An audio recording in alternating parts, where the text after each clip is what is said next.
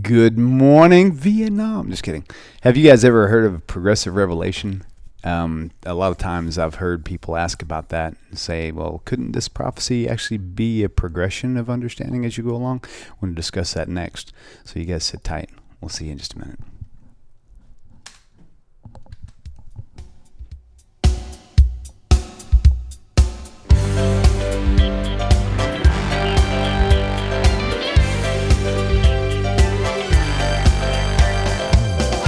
Welcome to Tanakh Talk. I'm your host, William Hall, broadcasting live out of Kingsland, Texas, USA, with another episode of Rabbi Tovia Singers. Let's get biblical Q&A coming to you from Jakarta, Indonesia. Rabbi Tovia Singer, welcome back. Rabbi, how are you, sir? Oh, it's good to have me back. It is good to have you back. It's good for me to be back. My gosh, it seems like it's been forever, and it has been, it seems like. Hey, but you know what? The timing kind of worked out well. Ultimately, you know, having that shut down during the holy days, I think was a good time, especially knowing what was going on with the new studio, getting everything set up here. It literally was just a time-consuming thing, and so having that nice really interested in this break for the holy days. Aren't you just a sweetheart? Yes, indeed. Wow, so that's really cool. I'm glad to be back in the studio with you. Glad to be back in the studio with all the viewers out there. Thank you all for all of your continued support. You guys rock and roll. If it wasn't for you guys, Tanakh Talk would not be here. So thank you. And same with Rabbi Tovia Singer. So with that said, we'll go ahead and kick this thing off with I'm sorry. Pardon my rudeness. Rabbi, how are you doing, sir? But thank God. Baruch Hashem, doing well. Awesome. Okay, so move on to the question then. Good. Okay, so, you know what? I actually heard the question, but I need to actually read it because I'm afraid I might miss something here. Where is that question at? I asked you to send me that question from so-and-so. Where is that on Facebook? Or on Skype? Yeah, no, Facebook. Okay, because I'm looking and I don't see him. Oh, yeah, there you go. Okay, got it right here. Okay, if progressive revelation is untrue, then why was there a Pesach Sheni, a second Passover? And so, you know, a lot of Christians out there have never heard of the second Passover or Pesach Sheni. In fact, they don't really even identify so much with Passover at all. They more identify with Easter. So, if you would please, I know this whoever wrote this in, I know that you probably are understanding their context based on the way they worded the question. But please add in the part for me. Because before a couple years ago, I had no idea what a Pesach Sheni was either. So if you would just please fill us in. All right, very good. This is an excellent question. And both parts of this require some explanation. First of all, what is Pesach Sheni? I'm doing this in reverse order. Pesach Sheni means the Torah tells us in Sefer Bamidbar in the book of Numbers, chapter 9, that if a person during the Passover holiday is unable to bring the Korban Pesach, the Passover lamb offering, which every single Jew was required to take part in on the first night of Passover, which is the 15th day, the evening, because the day begins in the evening. On the evening would be the night of the 14th, which is the 15th day of Passover. So what happens if a person is unable to take part in that? Why? Because the person is ritually impure. A person, in order to eat from the Korban Pesach, from the Passover sacrifice, a person has to be in a state of ritual purity. Now, as it turns out, it could be that somebody is impure for a very good reason, and that is the person had to care for a dead body. People die. And after a person's 120, person's body has to be cared for and buried properly. And therefore, there are people who are ritually impure, no fault of their own. A point that should be said is being tamei or ritually impure is not a bad thing, as in like an evil thing. It means that there's a spiritual contamination or a spiritual vacuum that is present, and therefore when someone has come into contact with a mace, with someone who is dead, so a person then cannot go into the sanctuary, cannot go on to the temple, and certainly cannot eat from the Korban Pesach. So what happens if, as Passover is coming, because Passover begins on the 15th day of the first month of Nisan, but let's say someone took part in a burial and a funeral a few days earlier than that. There was no time for a person to be sprinkled with the ashes of the red heifer. There was no time for that person to be ritually cleansed. So as comes Pesach, it's forbidden to eat from the Passover offering if you're in a state of uncleanness. So the Torah has a provision, and Torah simply says that if this is the case, not a problem at all. You just have to wait until the following month, and on the following month, exactly 1 month later, a person then could bring a Korban Pesach, could eat from the Korban Pesach, and that's your opportunity to eat from the Korban Pesach. Now, I should mention, if someone is in a state of ritual impurity, that doesn't mean they can eat leavened bread. It doesn't mean they can violate other aspects of Passover. There's no Passover going on. This relates specifically to the Passover offering. So it's very simple. There's a Passover offering which every single Jew must take part in. Of course, this can only be while during the time of the Beis Hamikdash or time of the temple. However, there's a provision, very simple issue, and that is what happens to somebody who can take part in the Korban Pesach on the 15th day of the first month. See, it's all over Tanakh, but certainly Leviticus 23 outlines our festivals.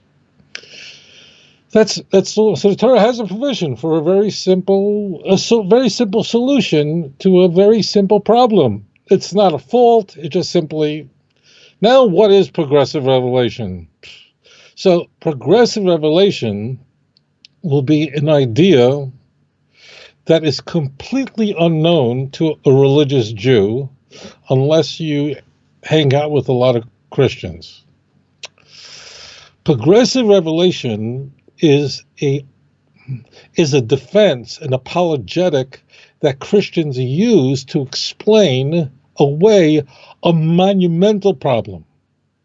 The monumental problem that Christians struggle with, and Christian apologists have been struggling with since the advent of the Christian religion, is if we're supposed to believe that there's one God, but that God is a Trinity, chas v'shalom, and there are three persons within the Godhead, the Father, the Son, and the Holy Spirit.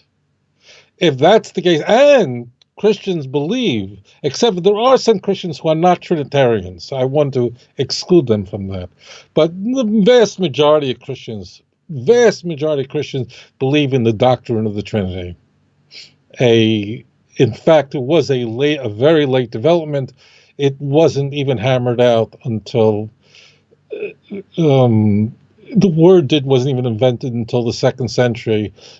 Trinity by Tertullian, or a Greek version of by Theodosius, and was not hammered out as orthodoxy until the Council of Nicaea, and the Nicene Creed emerged from that council, was reaffirmed in 381. This is a later development, a later human invention. And for this reason, you'll never find such an idea anywhere in Tanakh. Never. If the Trinity was in Tanakh, well, everybody would believe it. We'd all be in church right now. If Trinity was in Tanakh, you could be sure that Paul would talk about it. If Trinity was in Tanakh, there would have never been Christian conferences and gatherings to decide whether they should believe the Trinity or in what sense they should believe the Trinity, and so on. Now, the big question is, did God just forget to mention the doctrine of the Trinity? This is a monumental question. Why? Because the Torah is telling us how we can live, how we can survive. And number one, how to survive is, Anochi Hashem Elokeichem asher tzisiechem eretz Yisrael mibeis avodim. I am the Lord your God, who took you out of Egypt from the house of bondage. Lo yihye lecha Elohim acher alponai. You shall have no other gods upon my face. That doesn't leave any room for the Trinity.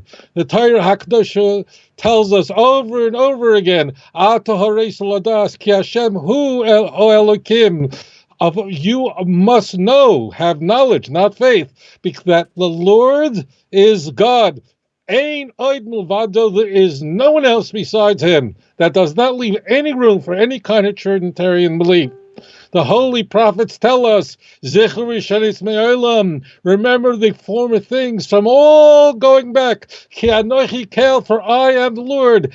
The Ein Oid Elikim Ve'efves Kamaini. There is no other God. Listen to these words, Isaiah 46 verse 9. And there is nothing like me. There is nothing like me. Nothing else. The Torah warns us, as the children of Israel saw and witnessed things at Mount Sinai that were amazing, unprecedented in human history. Be very, very careful with your souls. Remember, ki loy re'isim kol tumuna. You didn't see any image. When God revealed himself to you at Horeb, which is Mount Sinai, from the fire. That's all you saw was fire. There was smoke. See Deuteronomy chapter 4, verse 11, 12. You didn't see anything. There is no one else. There is no one besides me. There's nothing like me. And the Torah warns us, be very careful with this. Deuteronomy 4:15. Watch out. This will spiritually kill you. Idolatry will kill you. You have to know this immediately. Before we can even talk about Shabbos, talk about anything, you have to know who are you standing before? Whom do you worship? Before whom do you prostrate? Who do you serve? Who is the King of Kings? Who is the Lord of Lords? And if you worship false gods, then everything else is irrelevant. The Torah is saying you must do this in order to survive. It will kill you spiritually if you worship false gods. Okay, it's very, very simple. Okay. Now, when Christians are asked, you can see where this is all going. When Christians are asked the question, well, why, if the Trinity is necessary for our salvation, did God just go, well, I'm not going to tell anybody about who I am and how you should worship me and my genuine nature. I'm going to keep it a big secret. And I'm going to wait, I'm going to wait 1,300 years, 1,400 years, 1,500 years. I'll wait for the big luminary, the big Tzaddik Constantine. I'm going to wait for that big anti-Semite Tertullian. I'm going to wait for these great, great people to reveal it. That means that Jews, people, everybody, because everyone is called to worship one God. That means everybody is walking around dark. Daniel didn't believe in the Trinity. No, Daniel never worshipped a Trinity, did he? Did Avram Avinu worship a Trinity? He certainly didn't. Well, what's going on there? We're all considered righteous. So they're saying that Hashem, this is a progressive revelation. Could you imagine such a thing? You can't. So the point is obvious, that you can't have progressive revelation when it comes to not dropping dead, spiritually dead. You can have, I'm going to tell you other things that you will need to know later. I can explain to you later on more about Mashiach, more about the resurrection of the dead, more detail about the resurrection, because that you don't have to know every detail about the resurrection of the dead in order to know how to live now. So you can have Isaiah 26 later on giving us a little bit more detail about what happens after you die. We don't really have to know what happens after you die.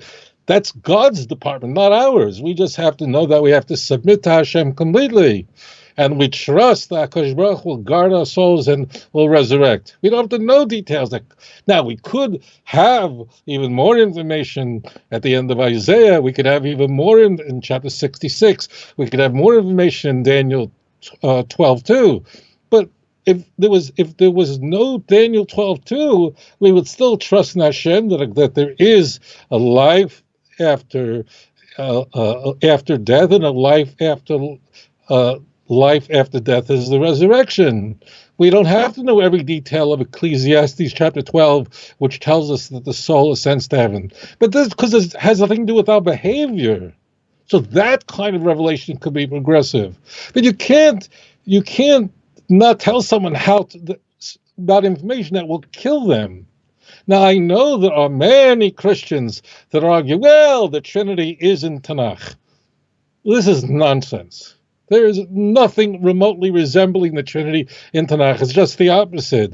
The Gam Netzer Yisrael lo yishaker, the glory of Hashem will not lie, ki lo yodamu, for he is not a man. Le'inachim, he won't change his mind. 1 Samuel 15, verse 29. Hosea chapter 11, verse 9.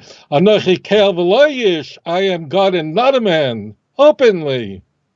So it's all nonsense. Now, Christians do argue there are certain nebulous texts where they'll say there's a complexity in the Godhead.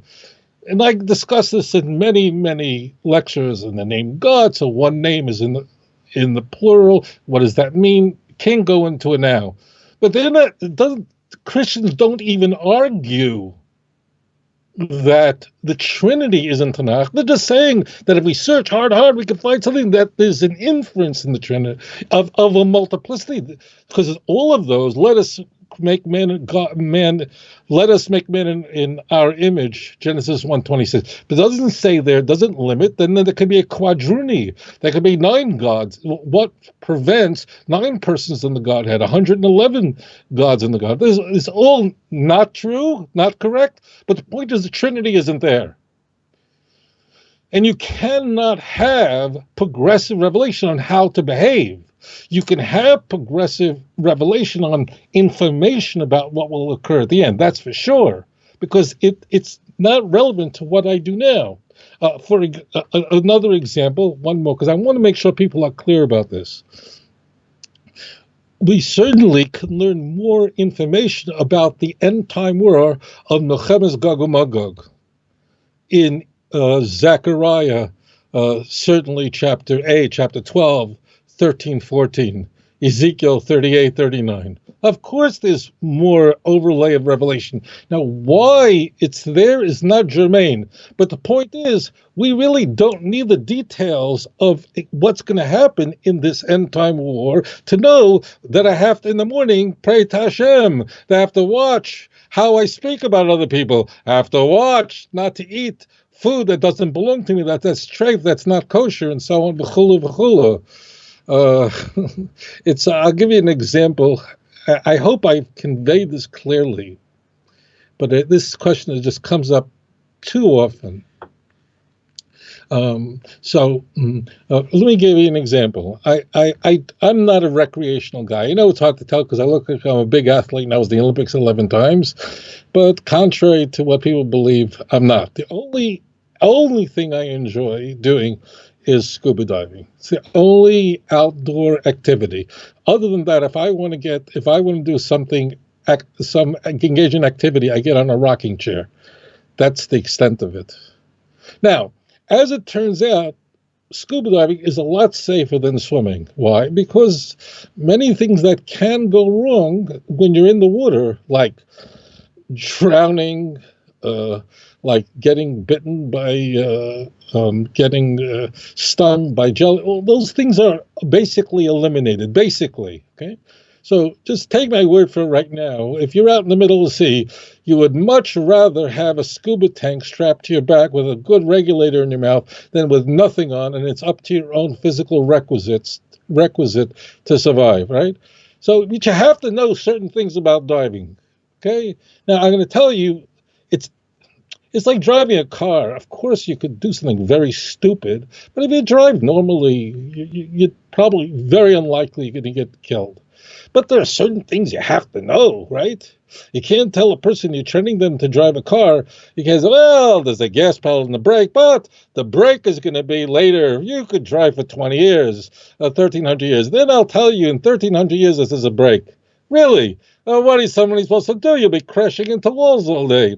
In scuba diving, for example, as I said, right now, take my word for it, it's under recreational circumstances, it's not that easy to kill yourself. There's enormous redundancy and so on. But there is one rule that's extremely important where you really can kill yourself in scuba diving, a big one. And that is never hold your breath. Never hold your breath when you're diving. You have a nice regulator in your mouth. You probably have 12 liters of air, compressed air, strapped to your back and probably an aluminum tank. And just keep taking breaths. Now, it's best to take deep breaths, not short breaths, but you won't kill you if you take short breaths. You just go through air faster. The point is that you can't even imagine someone's training. Now, why is it very important never to hold your breath when you're scuba diving? You have to breathe constantly. That's the first thing. Because if you're down 60 feet, 100 feet, and you hold your breath and start coming up, what's going to happen to your lungs? It'll happen like a bag of potato chips when it goes up in a plane. As you go up, all these bars. So what happens? The pressure goes up and your lungs will just, God forbid, explode. You can get killed. So like the big thing in diving, just never make this mistake, is never, ever hold your breath, which is a good thing because that you just be normal. Just breathe like you normally do, okay? Now imagine there are different levels of diving. There is a open water dive. That's the first driver's license to dive, which is, let's say, I think up to maximum 60 feet, 30, whatever that is, 20 meters. And then the next level is advanced certification, which allows you to go deeper, I think 140 feet or so on and so forth. And those are higher level certifications. There's nitrox certifications. There's a master certification, which is the highest non-commercial certification you can have. I have that. I'm also a rescue diver. I've also logged thousands of dives. But the point is, imagine someone says, you know what, we're not going to tell people the rule that you shouldn't hold your breath until you have a master certification in diving. Are you insane? You can't even go to the water, you'll drop dead. The point is, and you can't have a concept of progressive revelation when if you don't have this information, you'll spiritually kill you. So, of course, we can have more knowledge when it doesn't affect how you behave. Of course, the Torah could step in Numbers chapter 9 and say, look, here there's going to be a problem. People die. You have to bury them. It's a big mitzvah to take care of the dead. So here's a way out of the problem. We're going to give you a Pesach Sheni so that in the second month you could bring the Passover offering. And this happened to me. I was once doing a TV show with a very, very nice, I was debating a very brilliant, a very smart guy, a Christian apologist. He's really a very smart guy, a real true gentleman and a first-class scholar. And we were talking, I told him there's no Trinity anywhere in the Jewish Bible, anywhere. I was on a Christian TV show, believe it or not. And he's an honest guy, and he's a first-class Christian scholar, and he admitted on television that, in fact, there is no reference to the Trinity anywhere in the Hebrew Bible. Anywhere. And I think the interviewer, who's a Christian, was really surprised. I'm not going to name names. It's not important. It was a good interview, though. Right. But it was, and I forget, I'm sorry about my hairdo at the time. But the point is, he's an honest guy. Obviously, I don't agree with him. He's a Christian. I wish he wasn't a Christian, but he actually was honest. The point is, I want you to listen carefully, and I know Christians are going to jump on my head. Even the Christian apologetics, because if you want to prove something, you can search and find some inference where it can be interpreted in a way that's heretical, because Tanakh is filled with texts that are not prosaic, and so on. So people use Tanakh. The Mormons find the proof of Mormonism in Tanakh. Don't ask. everybody can. If you want to look hard enough and you want to ignore the clear text, Deuteronomy 4:35. Find the doctrine and Trinity in that. So you can't say progressive revelation. Why? Because that's the number one thing. It's not an accident that when the 10 Commandments are conveyed to the Bnei Israel, to the children of Israel, in Exodus chapter 20 and Deuteronomy chapter 5, this is number one. You have to know who is he? He's the God. He's the creator of the heavens and the earth. Oh, really? If that's the case, and now we're going to go through the other commandments. Make sure that you don't bow down to statues and getchkas and so on. Anything of any timun or anything that flies in the heavens above or walks on the ground below. Remember, ki lo yisem kol timun b'yom diba Hashem aleichem b'chayrev mitayich ha'esh. Deuteronomy chapter 4, verse 15. So therefore, my friends, the argument to progressive revelation is an apologetic. It's a defense. Apologetic in this sense doesn't mean a person's walking around. I'm sorry, forgive me, I didn't mean it. It was just an accident. It means a defense. It's not a legitimate defense. There is progressive revelation only on things which we don't have to know now.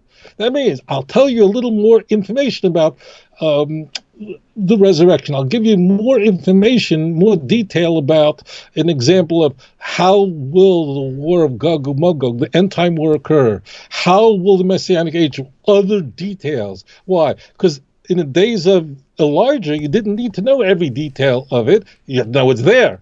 You have to know every detail. You have to worship Hashem. And if Hashem deems it worthwhile, then he will give us information, not how to behave, but just information about the historical future, so that it will infuse you with knowledge that will draw the people close to them. And I hope this answers the question well. Thank you so much for that important question. Awesome. Yeah, that was very good. There's a lot of questions coming in. I got to turn the room speaker down. Hang on. There's a lot of questions coming in on the YouTube, and for all the YouTube viewers out there, you really need to call in with your questions because usually the phone lines are swamped like they are right now. I've got one on hold. We're fixing to take his call. The other one's ringing in, which I won't be able to answer until I hang up with this one. So, caller, welcome to the show. Thank you for your patience, and please tell us your name and where you're calling from. Assalamu alaikum. This is Mini from Atlanta. Hey, welcome to the show. What's the question for Rabbi today? Hey. I had two questions, if that's possible. Give us your primary question first. We typically only get one question per caller. Otherwise, the other people who are viewing don't have a chance to call in. But if you want to give us both of them, I'll go ahead and maybe say both of the questions, and then you guys can whatever Rabbi thinks is more appropriate, he can reply in a way. Okay, certainly. Go ahead. Okay. Yeah, go right ahead. Go ahead. Sure. My first question was, if the Rabbi could comment on what would be the implications of Mary, the mother of Jesus, being actually from the descendants of Aaron. So what would that change in the view of how Jesus is viewed? The second question was that, I've had talked to a lot of Christians who believe in the hypostatic union, and as Rabbi was just commenting regarding that a little bit as well. And what I've asked a few of my Christian friends is that how do they actually make sure that they're only worshiping the 100% God in the person of Jesus and not the 100% man? Because they claim that it's 100% God that second question 100% again? man. Sorry. Let's go with the second question. Repeat that. The question basically being in the hypostatic union, when I've asked Christians, how do you actually make sure, I've asked this to Christians, that you're only worshiping the 100% God in Jesus and not the 100% man, because they believe that he's both right. God and man. So, and I wanted to get your view, if you have asked to, since you have talked to a lot more Christians, that how do Christians actually make sure, even if they believe in the doctrine of the Trinity, I don't think there's any way to make sure that you only worship the God in Jesus, because you have to worship the man alongside if you're worshiping the person of Christ, right? So I don't know if you have any thoughts on that. So that's it. That's a really great question. I have heard that for years. I mean, years and years and years. They believe that Jesus is 100% man, but also 100% God. That idea alone has always baffled me, and it's like, wow, that's. Yeah. So the simple question being that even if suppose that this is true, right? There's no way of knowing when you worship Jesus, how do you decouple this? Right. How do you only worship the God and not the man? So So if you have any thoughts on that. That's Thank really you good. much. So, yeah, that's perfect. Thank you for calling in. That's a really great question. And Rabbi's going to have his hands full unpacking that. So that's going to be good. So, Rabbi, that's so crazy. If I was a Christian, I said, well, I do believe in God as one.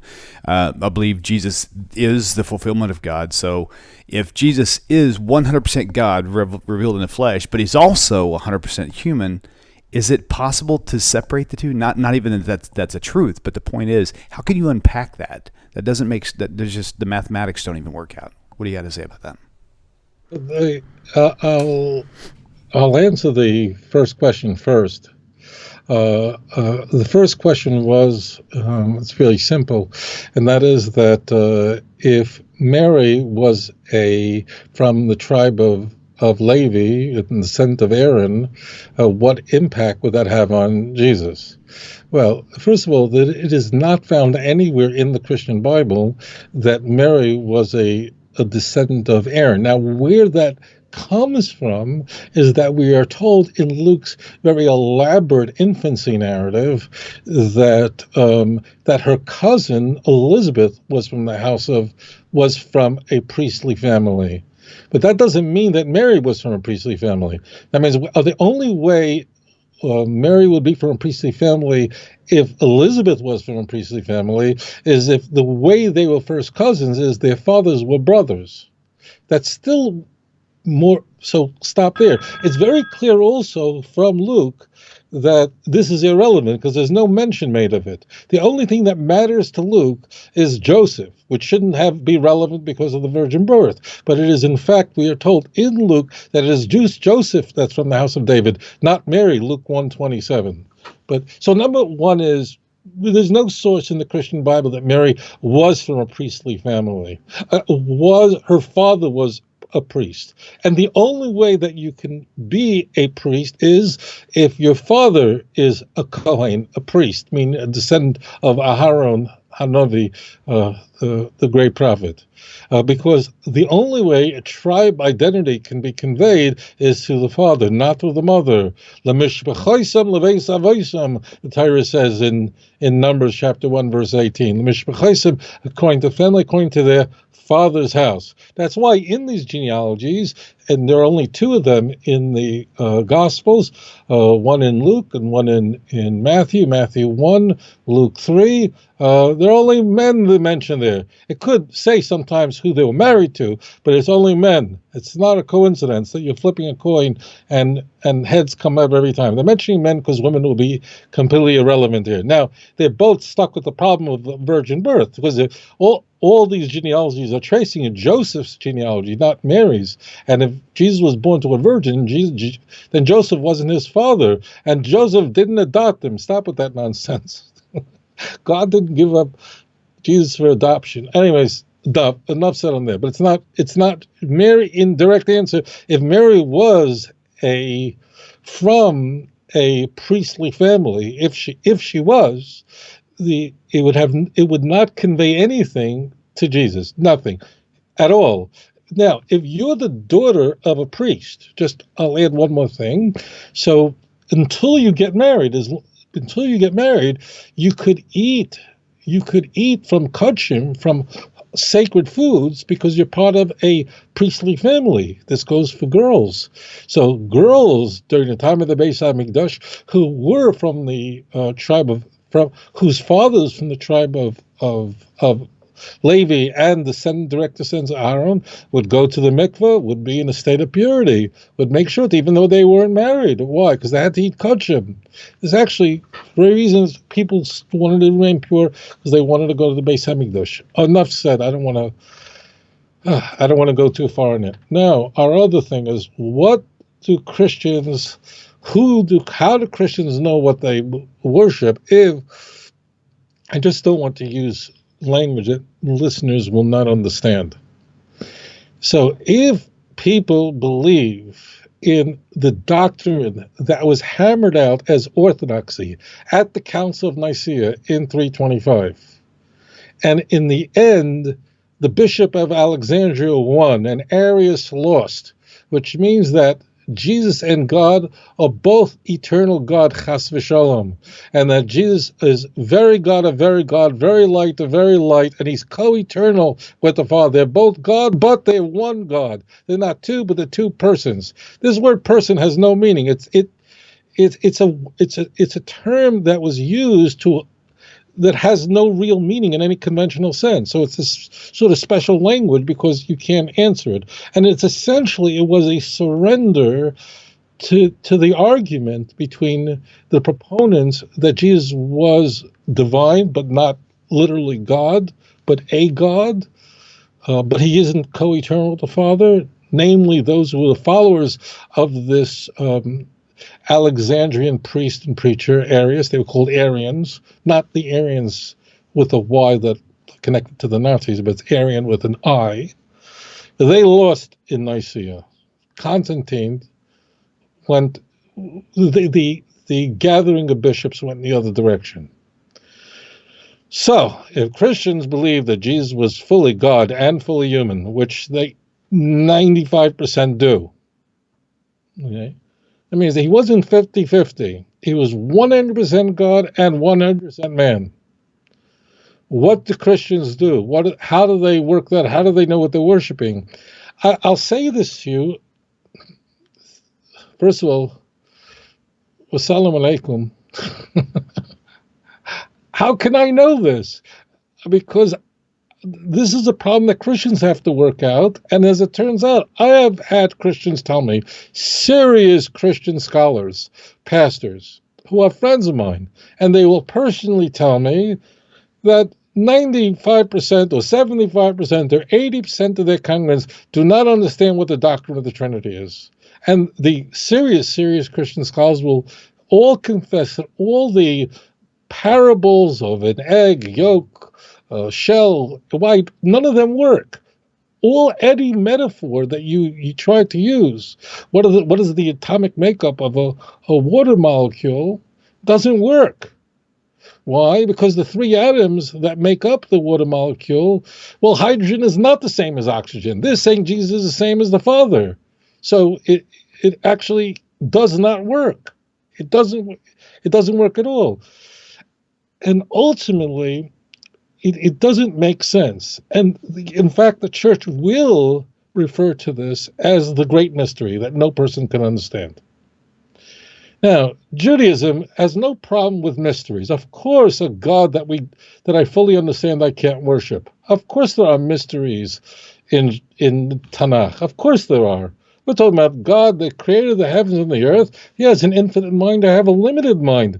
So, of course, there are mysteries, but there can't be contradictions. And when the Torah says, Zichri Sheni Ismaelim, remember the former things from all eternity, Ki Anochi Kel, for I am God, Ve'ein Oid Hashem, there is no other God, Ve'efes Kamaini. Ein Eloid Elikim, there is no other God, Efes Kamaini, and there is nothing like me, Isaiah 46, verse 9. God means that. That's all. So I will say to you that Christians will ultimately say it's a mystery that we can't understand. And it's kind of, from my view, this question really should be asked to a Christian, not to me. From my view, Christians are simply tossing up to, I don't have an answer, because they're saying it's ultimately a mystery that we can't understand. I'm not saying that, of course, we all know that God is mysterious, but what we have to worship, Christians cannot articulate. They could say the words, believe in one God, but three persons, but they could say the words come out, but they're saying X equals Y and X doesn't equal Y. That's the point. It has to collapse.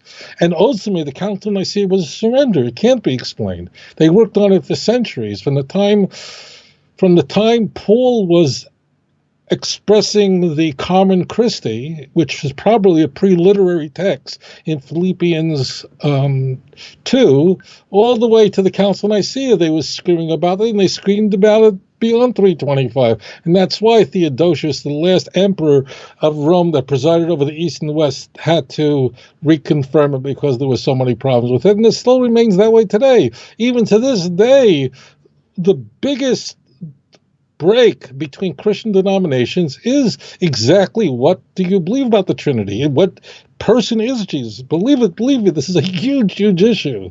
And it's for this reason that some Christians don't regard other Christians as real Christians and completely going to hell because they don't understand their concept of the nature of Jesus is unclear. So I believe there's two levels here. On the official church doctrinal level, they have the verbiage worked out. They sat over and used Platonic language to say words that can be found in the Nicene Creed. But in fact, then there's a second question I posit from my anecdotal observation. That is that many Christians, almost every Christian I have had a personal conversation with, can't work it out personally. I think that deep down, many Christians really feel like God the Father is the great God. That's what I think is going on. So there's two levels. One is what is my official beliefs and policy, but it can't transfer to what's really going on when I'm worshiping. And that's your question. Why? Because you need more than verbiage. It has to map onto experience. It has to map onto what you do and how you believe and what's going on here and here. And that's different. You can control words. You can read off a nice statement. You can read off the doctrines that emerged over a council in the 4th century. But how do you translate that into your actual behavior if it's a mystery that's incomprehensible?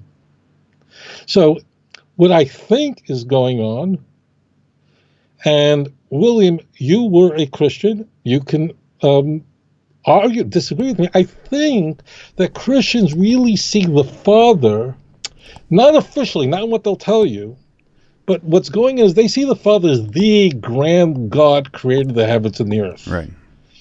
And they will say Jesus was God. They'll argue with the witnesses up and down, the Unitarians up and down, with the Muslims up and down. But in their heart, Jesus is ultimately God Jr. That Jesus is something that God breathed into this world, but he is somebody who is a servant of God, and he is someone who does only what the Father tells him and what he sent him for, John 5:30, for John, everything. And the Father is greater than I am. And don't touch me yet, because I did not ascend to the Father, to my God and your God, Jesus says to Mary. Well, that's John. That's the last gospel. So that's the most improved gospel.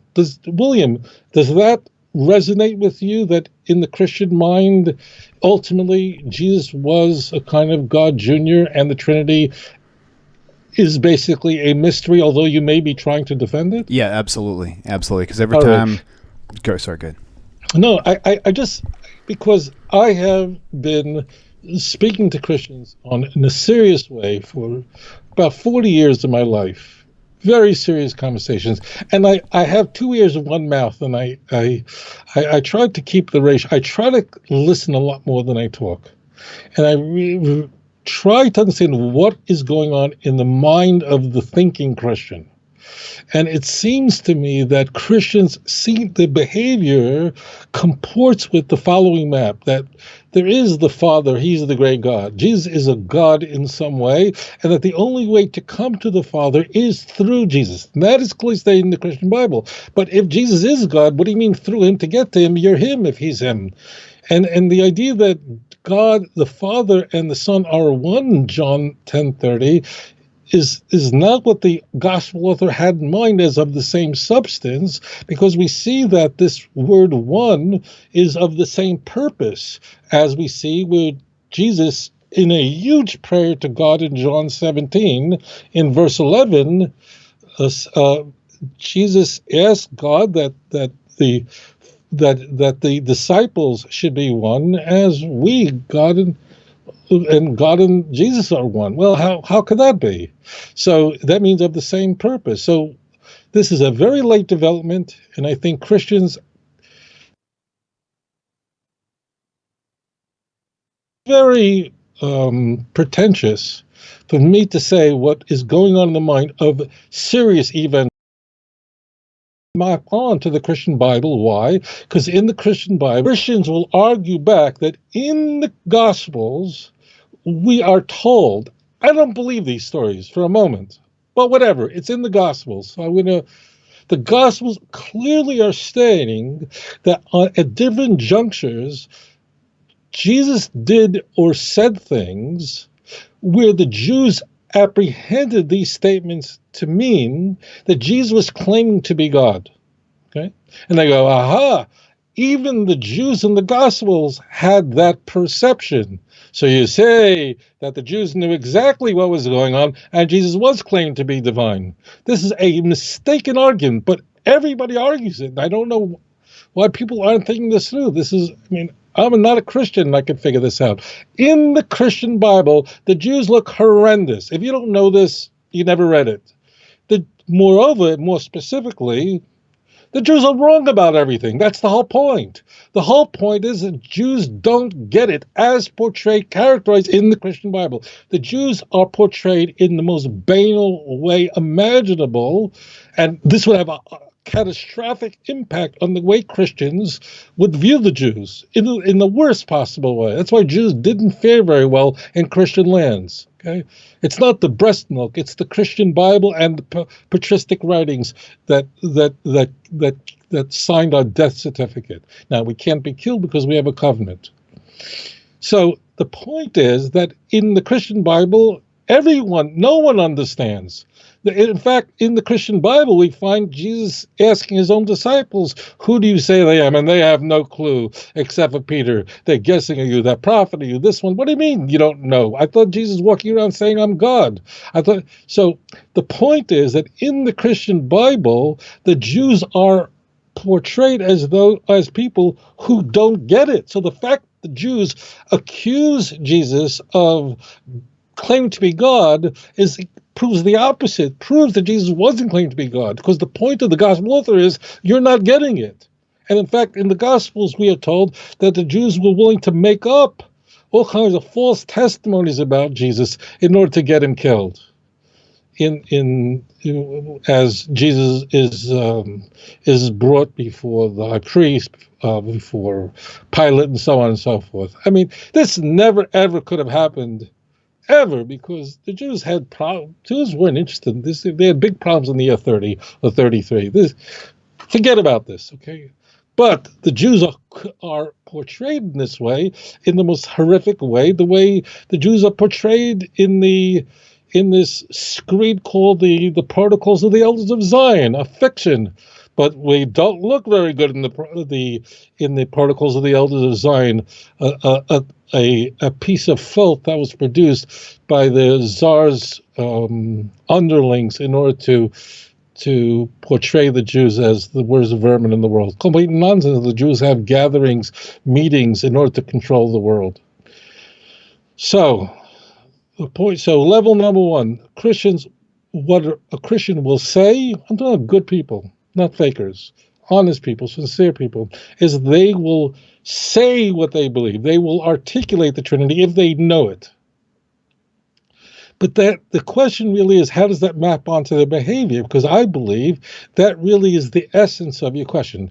And there, the Christian enters into a cognitive dissonance. And Christians convey this all the time. They admit the fact that the vast majority of Christians do not understand the doctrine of Trinity. Well, why don't they? Is religion only made for people with an IQ above 140? Well, what about an average person who doesn't get it? How do you do it? The answer is they can't do it. And this, I believe, more than anything, is the reason why Christians leave Christianity, is because they cannot accept the doctrine of the Trinity. The doctrine of the Trinity is a self-inflicted wound from which the church has never recovered. It's now the time for Christians to rethink all of this and to turn back to HaKadosh Baruch Hu, the true God of Abraham, Isaac, and Jacob, and we can see the coming of the true Mashiach. Arise and shine, for your light has come. Let us hope that this knowledge and understanding will bring about the true redemption quickly in our time. Thank you for that thoughtful question. Indeed. I mean, thank you for that thoughtful answer. Well, I tell you what, it's been crazy, man. There's so many comments and so many questions coming up. I wished I could have them all call in. In fact, you know what, guys? What you should do is you should, if you don't get your questions answered here, even after the show, call in and leave a voicemail clip of your question, and when we filter through them, eventually we might actually get to air one of those. So I'd hate to lose all those great questions. So real quickly, I want to take you for a quick walk through Rabbi Singer's virtual library. So I'm going to use this little C920 to kind of show you what you guys are missing out on if you haven't tapped into that resource already. So obviously the biggest guy. Hold on, let me get rid of the screen real fast. I gotta hide Rabbi so you're covering up most of my screen there. There we go. Okay, and there we go. Okay, cool. So most of you, a lot of you have this 2-volume book set. It's fascinating. It's fantastic. It's wonderful. And yes, there is still a caller on hold, so don't hang up. This is a 2-volume book set. If you don't have it, you are truly missing out. The lighting might be too bright for you to see everything, but you can see how wonderful large the print is everywhere. It's pretty amazing. Front's got a descriptive index. The back has got site references in their order that they're supposed to be in. Other books there at his website. DVDs, videos. You can even get a copy of the disputation there. So if you guys haven't gone there, outreachjudaism.org, you truly should. And there's also the 25 CD pack that he used to have is out of print. So what you're going to need to do now is actually go to, and you really should do this too, by the way, go to the website and look up the free audio section is a tab at the very top, because in those audio clips, they have accompanying audio like almost mini classes that will go with each chapter in these books. So if you haven't gotten those yet, you need to go there and check that out. So, and no, we don't have, Rabbi does not have any available CDs, may go into reprint. Rabbi, what is your thoughts on that?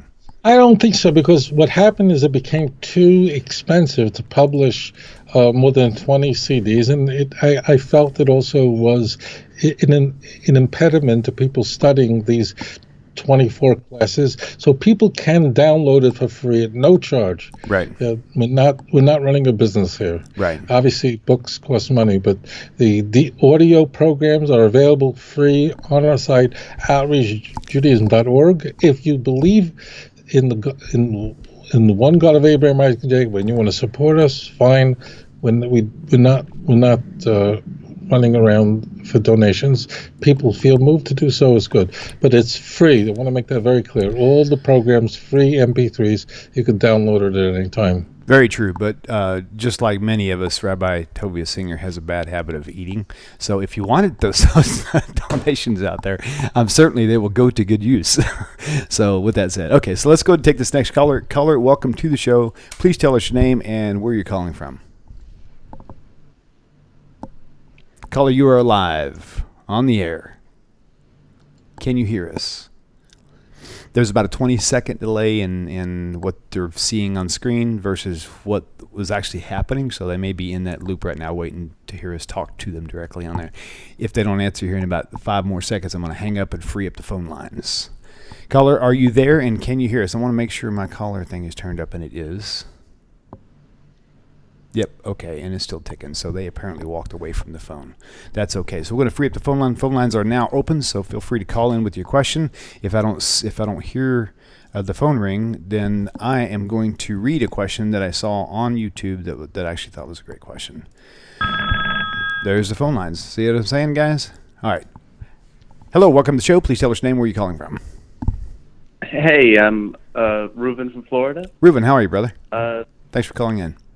Good. Been watching Rabbi Tovia Singer for a while. He's an extremely intelligent man. I would like to ask about the authoritative nature of the Masoretic text, the construction of it. Basically, there's a lot of YouTube videos on YouTube about old Paleo Hebrew and how real is that?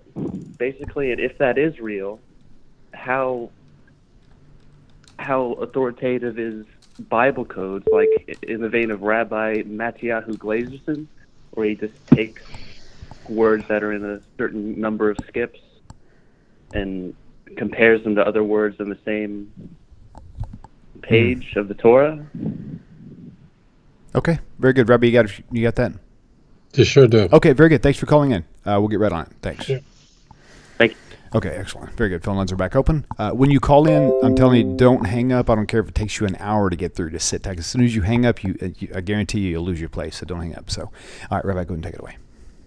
Okay, I want to explain the question, and to those who are maybe not conversant in all these terms, this could be I can always only imagine that people who love Hashem and love the Torah and just want to make sure they know the truth could find themselves almost drowning in these terms like Masoretic texts, Kesav Ashuris, which is the text we use today, the Kesav, the writing Ashur, the block letters that we use now. There's a disagreement over where that word Ashuris comes from, so I'm going to ignore it because I don't want this to be more complicated than it is, than it needs to be. And then there's an older writing, which you refer to as Paleo-Hebrew, but we'll just use the term Ksav Ivri, which is it is a script that no one uses today. We basically wouldn't even know about it if we didn't have a few Bar Kokhba coins that survived, and then later on, in recent years, we've dug up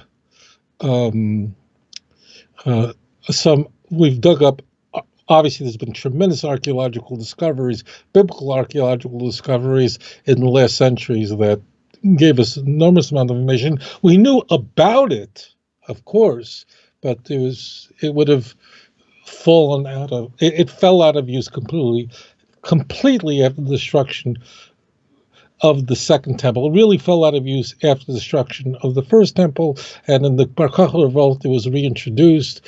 I don't want to get complicated. So what I want to do is I want to make this clear, and then I'll try to walk it back a little bit. But the first thing is I need to get the answer. Give you the answer.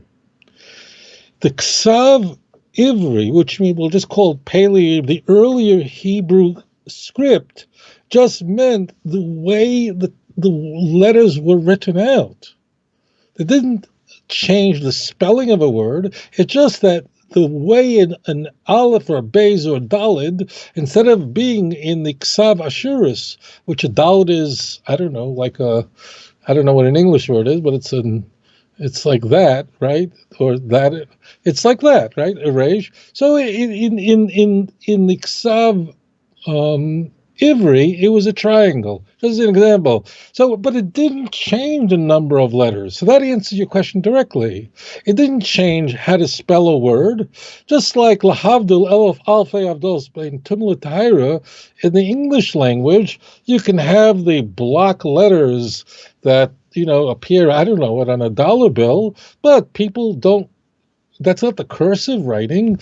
You can write it out using cursive letters that very often don't even resemble the way the block letters look. Okay, I may not be using the technical fancy terms for it, but you'll know what I'm talking. But that doesn't change a misspelling. It doesn't mean because in block letters a word is spelled this way that if you write it in script, that you can therefore don't have to put a K in the beginning because it looks differently.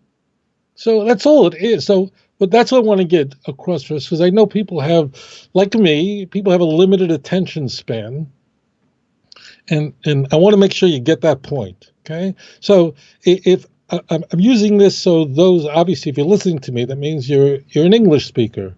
So therefore, in the English language, you have a script. Person could write in script. A person could write in block letters, and sometimes those letters don't resemble each other. Think about the letter A, right? So the letter A, you have an inverted V with a line going across in the block letters. But on a typewriter, for whatever reason, the letter A, a lowercase a, is spelt like an upside down G. Well, how did that get there? Not relevant to how it got there, and which person made our lives miserable. I didn't know. Let me do it's good. Another change means you can spell it differently. So you got that point? Got Right, it? right. Everybody, it's the same number of letters. It's just the shapes of the letters. Now, the Gemara, the Talmud does discuss what is the source of the Ksav Ivri, meaning the Paleo Hebrew, and where does this name, the Ksav Ashuris, come from? And the dominant position is that, in fact, the Ksav Ashuris is not in the Syrian text. That's the dominant position in the academic world, for sure. But there are, as I said, a few opinions on this, but the one that it's too complex to go into, but the one that makes most sense to me, because it solves many, many other problems, is, as it turns out, the shapes of our letters, our block letters, are very, very holy. And we have massive multiple attestations that going down to the time of Moses and going back when Torah was given, they were using our block letters. Now, this goes against everything in the academic world, and I don't blame them completely. We just don't have 33-year-old, 100-year-old texts. We don't have it available. The Dead Sea Scrolls, which basically date from, let's say, 220 BCE, the Maccabean period would be its heyday, and then we can go down to basically, I don't know, the first century BCE. There, it's basically all Ksav Ashuris, meaning the text that we can read. If you go into the Shrine of the Book Museum in Jerusalem and you can see the Dead Sea Scrolls, if you read Hebrew, you could read it. Not a complicated thing. You could read a text that was written 2,200 years ago, the Scroll of Isaiah that was found in Cave 1, one of two scrolls of Isaiah that are there. So now that I got that point, across one other point, Masoretic texts. They go, Masoretic texts, we don't have something older than the 8th century, meaning Aleppo, or the oldest complete text, Leningrad, 1008 CE. Okay? Meaning,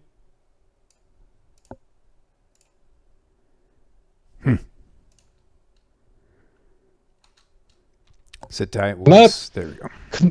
Conversant in this, it can be scary. Masoretic text only means that vowels, the punctuation mark, the accents, and the musical cantillations were added to the text. Nothing was taken away. It's the same Hebrew, same thing, but you have the accent marks. And it was man-made, and it was done in the early Middle Ages. The Masoretic text does not take away from the consonantal language of Hebrew, which is all consonants.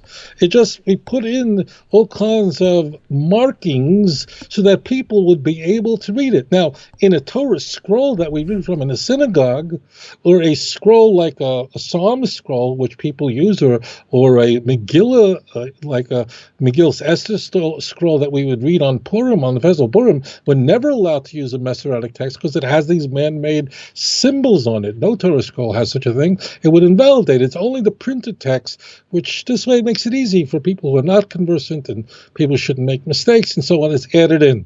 So don't get all fablunget over Masoretic text. It's a fancy word. It just means something added in. There's nothing diminished from it. Now, I want to get to I might as well, because we're on the topic, add in just this point of what does it mean, Ksav Ashuris? Now, what is typically believed is that Ksav Ashuris is the script that we have from the Assyrian period, from the Assyrian Empire.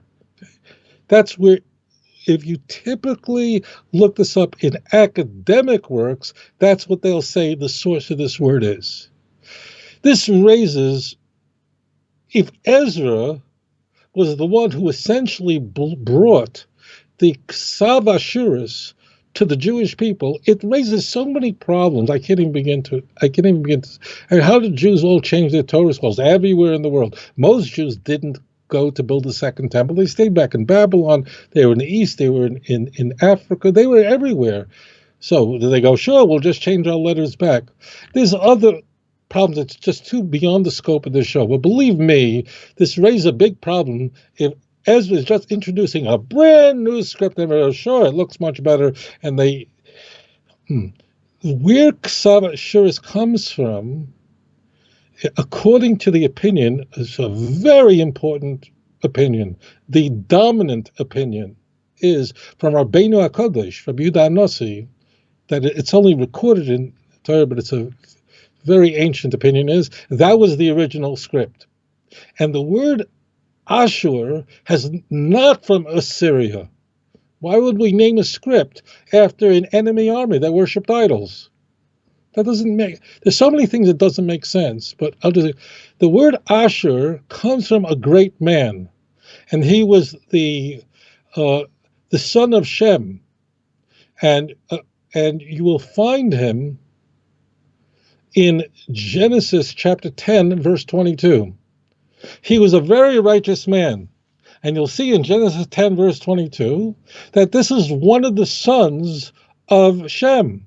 And as it turns out, the Gemara tells us that when people participated in building the Tower of Babel, I'm not going into what went wrong, but it was not a good thing. Okay? And it caused the spread of people all over the world with different languages. This man, Ashur, which means straight, that's what the word Ashur means. That's why Jews are called Yeshurun, those who are loyal to God, are those who are called the straight ones. So he didn't participate in this banal activity. And as though he preserved it. And that's who it's named after. Now, I want you to know that we don't have archaeological sources yet to support this. But it is not. It's a bad idea to say, well, we don't have it, because this is all a very silent matter. We just don't have stuff from that age. We have almost nothing. There is, but very, very little. So the key point is that the Ksav Ashuris was really the original text. And what happened after that? What occurred after that original event was what occurred after that event? What occurred was ultimately the Jewish people sinned, and as a result they adopted a script that they should have not adopted. It was not the ideal script to use, and then it was brought back with Ezra because now we're building the second temple. Anyways, thank you so much for that very important question. I know this is scary for people who are not familiar with it, but be sure of this. Your original question is, well, what does this have to do with the letter count? I'm not going to go into why letter counts are important, but the difference of what script you're using does not affect a letter count or how many letters there are in the Torah, because it's just a different style of script. Anyways, thank you for that very interesting question. Awesome. It's great insight on the Masoretic text versus the Paleo. I've heard so many people try to critique what we know today as the Masoretic text in a Torah scroll because they say, well, it's not the original. And I'm like, well, even though the shapes were different, they were the same. They were called the same thing, right? And they had the same meaning and everything. They just had a different shape. So simple enough for that, right? All right, so Rabbi, we've got time for one more caller. Granted, our show started late because of the sound issues, but we'll also have another show coming up, so we're going to kind of move forward. So caller, please tell us your name and where you're calling from. Hi, William. Hi, Rabbi Singer. This is John from Oregon. Hello, John. Welcome back. Hi. So, Rabbi Singer, my dear Rabbi, you have a lot to learn, but not about religion. Okay? So, I recently became a Noahide just about a year ago, a little over a year ago. And I remember in a lot of your talks, you mentioned that there was a rabbi who said that some of the idol worshippers worshipped what is sheker, but they did it with emet, and that the Jews historically have sometimes not worshipped the truth with enough sincerity. So what could a Noahide possibly have to contribute to an Orthodox rabbi, chief rabbi of Jakarta, Indonesia, who's had decades of experience with the truth with a capital T, capital letter T? Only that I know some things about mundane truths that would contribute to your sincerity. Is that really? Let me interrupt you real quick. Do you have a question for Rabbi? I have an answer. Actually, this is for. I'm going to have to disconnect with you. Listen, here's the deal. This show, if you would like to talk with Rabbi directly, send him an email. This show is for questions, not for like a teaching platform. So, Rabbi, I hope you don't mind, but I don't want to get involved in these sort of things. So, if you have a sincere question, call in. That's great. This is what the show is here for. And if you have any concerns, just send him an email. You guys can work it out on a different format. So, all right. Well, with that said, Rabbi, when we talked earlier about this one particular topic, oh man, it scrolled out. There's one question I'd like for you to just touch base on. It's right here. It kind of goes in line with what we were discussing earlier. In fact, I wonder if it was the same caller. Maybe it's okay. I'm going to read the question off here from Seek Truth on YouTube. I have a friend who believes in polytheism, but says he also believes in one all-powerful God. How can one? That's pretty much the same question. I bet that was the same caller, right? How can I explain to him this is not correct? Is that a different? Is there any more that you have to read, or should I? That was pretty much it. The last part was how can I explain to him this is not correct? I'm not sure. Let me just repeat. My friend is saying that he believes in one God, but he believes in polytheism at the same time. Is that the point? Yes. It's their way of justifying. There is a kind of belief like that. Okay. And this will surprise people. People go, well, that's completely off base. How could you be a polytheist and believe in one God? Those seem to be inconsistent with each other. So as it turns out, this type of belief is found in many different civilizations to this day, and this type of belief made it possible for early Christians to believe that Jesus was a God, but not the God. And this system is called Henotheism. Henotheism means that a person believes that there's one great grand God who runs everything. He's the great Zeus in the Greek world, the great Jupiter in the Roman Empire. No one in the Greco-Roman world believes that all gods were created equal. They believe that there was the grand God, and then there are minor deities. Whether it's the god of love, Venus, the god of wine, whether it was the Emperor Octavius, Caesar Augustus, whether it was Vespasian, Yamach Shemai, they all believed, all the Greeks, the members of the empire believed, if they were doing the right thing, that, except for the Jews, they all believed that Octavius was a god after he died. Because he was considered a great emperor. Nero wasn't, so he never got promoted.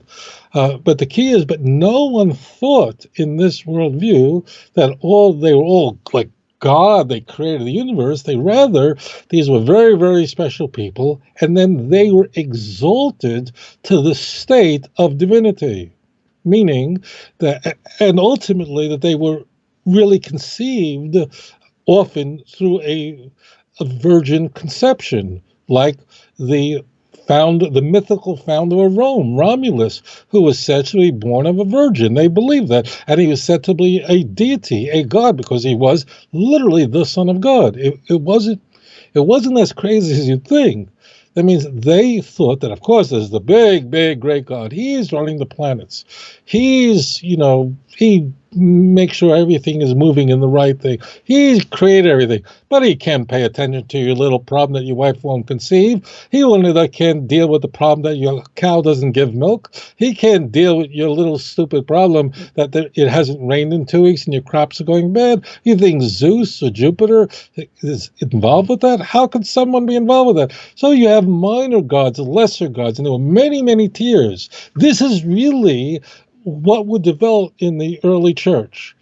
This type of belief that Jesus could be a God. In fact, we find that in John, you can be a God, meaning you could be a divine, but you're not the God. That means the God created the heavens and the earth. No, but you could be certainly the Son of God. And in the Greek world, the opening passage of Mark would make complete sense to be the Son of God, except it would be Octavius, who was the the adopted son of Julius Caesar. Strangely, Julius Caesar's biological son didn't. His name was Caesarion. He didn't make it, but Octavius, the adopted son, made it. So the key point is that you can, and this is really what I think is at the heart of the, not the most primitive Christian expression, but this is already the overlays that we're seeing in Paul's Carmen Christi, Philippians 2, 5 through 11. What we're seeing in 1 Corinthians, where Jesus is a God, a Lord. He's Lord, but he's not the Lord. There is the Lord, and then there is Lord. Now, this is very important. To an Abrahamic monotheist today, this does not make sense. Because in our world, especially in the West, there is God and then there's everything else, and nothing could fill that breach. They're just God and then there's everything else. And if you're not God, you're really, really not God. This is not a Platonic view. This is not the Greco-Roman view. Also, we have very similar views in the Eastern religions, where you can have in Hinduism the great God. Now, in Hinduism, as an example, there are many different fusions, and Hinduism is much more eclectic, and Eastern religions in general are far, far, far more eclectic than Abrahamic religion. So there are different expressions, and it doesn't have that kind of level of orthodoxy and canon. You have scripture, but not canon like in Judaism, or like you would have it in Christianity or in Islam. So, but there is, in the Hindus will say, well, there is one grand God, but then there are all these other minor deities. But the minor deities are not to the extent that they're not what the great gods. You find that in the Egyptian gods, the North African god system, and in fact, that's where Tertullian was really a brilliant Christian thinker. He was a convert to Christianity, who was a Latin church father, born in 165. He converted, I think, 197. I think he died in 212. He was a very bright fellow. He was a lawyer, and the point is, he was in Carthage. Now, that might not be very interesting at first glance, but it was very important. That means he lived in North Africa. It was the part of the Roman Empire that was in the African continent. I can't begin to tell you how important Carthage was on every level, but also theologically. It's not an accident that so many fundamental doctrines of the church emerged from North Africa, Alexandria, for example. So it's not a mystery of why Tertullian would adopt schemes of the Godhead and articulate them in that he coined the word Trinity, because he had to speak to the people he lived among in a language they understood, and this was his influence. So he translated it for them in a way they would understand. What I'm expressing here is that the Egyptians didn't convert to Christianity. Christianity converted to Egypt and to Rome, and so on and so forth. So that's how someone can be both a polytheist and a so-called monotheist at the same time. But the language, this kind of language in our Western monotheistic thinking doesn't work very well. But in order to grasp history, you have to let go completely of the world you live in and jettison entirely and walk into the ancient world to understand how people processed, logical, rational people process this kind of information. So thank you for your question. All right. Very good. Very good. Well, actually, the last caller I was going to take in, but I guess he hung up. He knew our time was getting short. That was Johnny Womack. You can call in next week, brother. But anyway, yeah, so phone lines are off. So if you call, I'm just going to have to turn the phone down because we're pretty much wrapped up at this point. And again, just a footnote for people who call in. Guys, this is a call-in question and answer show. So if you have a complaint or a disagreement with Rabbi, get in line. There are millions of people out there who disagree with everybody on earth. If you have a disagreement with me, this is what you do. Take it, write it down on a piece of paper. Write it down carefully. and then walk outside your house, rip it up, and throw it in the garbage. I'm joking. I'm kidding. If you agree with me, send it to me. My gosh, that's funny. If you disagree with me, put it inside food and feed it to your dog. I'm kidding. If you disagree with me, please write to me. My email address is PresidentDonaldJTrump.com @AOL.com. I'm kidding. Oh my God. Send it to Trump. No, I'm kidding. If you have any You're disagree crazy. with me, ToviaSinger1 @AOL.com. There you go. ToviaSinger1 @AOL.com. That's going to be how you found him. And make sure you put in the subject line, I disagree with you, so when I'm deleting emails before I have to open it, I know which one. There I'm you kidding. go. I just want to make sure. Oh, my. Well, guys, thank you all for tuning in. It's been a blast today, and look forward to seeing you guys all same time, same place next week, Hashem willing. And I think now that we got some things worked out, we might be able to kick off a little quicker, get a full 2-hour show ready for you guys. Lots of question and answers.